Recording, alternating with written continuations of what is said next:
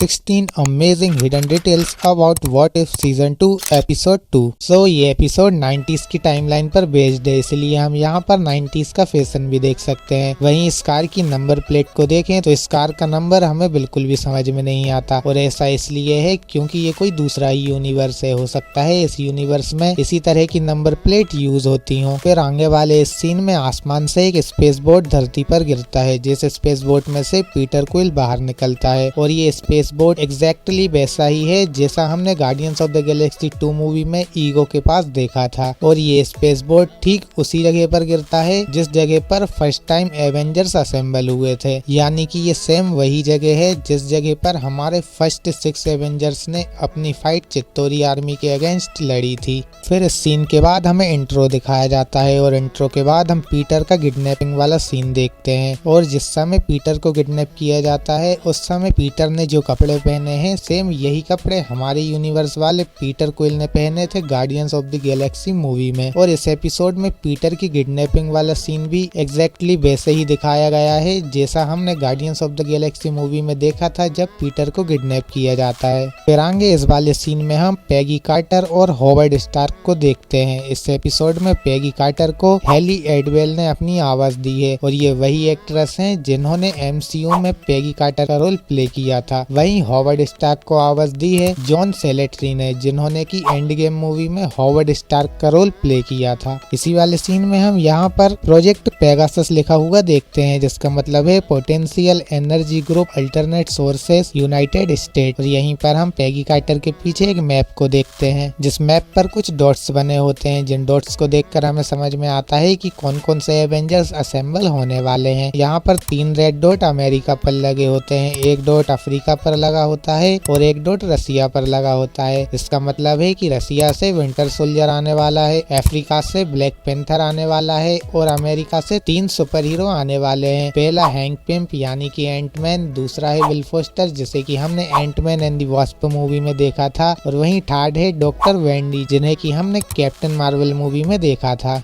यहाँ पर इस वाले ब्लैक पैंथर का नाम होता है टिचाका, जिनको अपनी आवाज दी है इन एक्टर ने, जिनका नाम आपको स्क्रीन पर दिख रहा होगा। और ये वही एक्टर हैं जिन्होंने की यंग टिचाका का रोल प्ले किया था फर्स्ट ब्लैक पैंथर मूवी में। वहीं विल फोस्टर को आवाज दी है इन एक्टर ने, और इन्होंने ही Ant-Man and the Wasp movie में विल फोस्टर का रोल प्ले किया था। और विंटर सोल्जर को आवाज दी है सेबेस्टियन स्टैन ने, जिन्होंने की हमारे MCU में भी विंटर सोल्जर का रोल प्ले किया है। फिर आगे वाले सीन में जब सभी एवेंजर्स पीटर क्विल को पकड़ लेते हैं तो वैसा भी पीटर क्विल को इस वाले प्रिजन में कैद कर देते हैं, और ये सेम वही प्रिजन होता है जैसे कि हमने 2012 वाली एवेंजर्स मूवी में देखा था, जिस प्रिजन में लोकी को कैद किया गया था। फिर यहाँ पर ईगो का हेयर स्टाइल भी 90s का होता है, जैसे कि हमने guardians of the Galaxy movie के इस वाले सीन में देखा था। आपको ये सीन देखकर हेयर स्टाइल में काफी ज्यादा सिमिलरिटी दिख रही होगी। वहीं इस वाले सीन में ईगो पीटर क्विल को मैनिपुलेट करता है, तो वे पीटर क्विल को इस तरह का सेलेस्टियन बॉल बना कर देता है। और सेम ऐसा ही scene Guardians of the Galaxy movie में भी था, जहाँ कुछ इसी तरह की celestial ball Ego Peter Quill को बना कर देता है। इस वाले सीन में डॉक्टर वेंडी अपने एयरक्राफ्ट में टेज़रेक्ट को डालती है, जिससे डॉक्टर वेंडी के एयरक्राफ्ट को कभी भी एनर्जी की कमी ना हो। और सेम ऐसा ही कुछ हमारे यूनिवर्स में भी हुआ था। हमारे यूनिवर्स में भी डॉक्टर वेंडी अपने एयरक्राफ्ट में टेज़रेक्ट की पावर का यूज करती थी।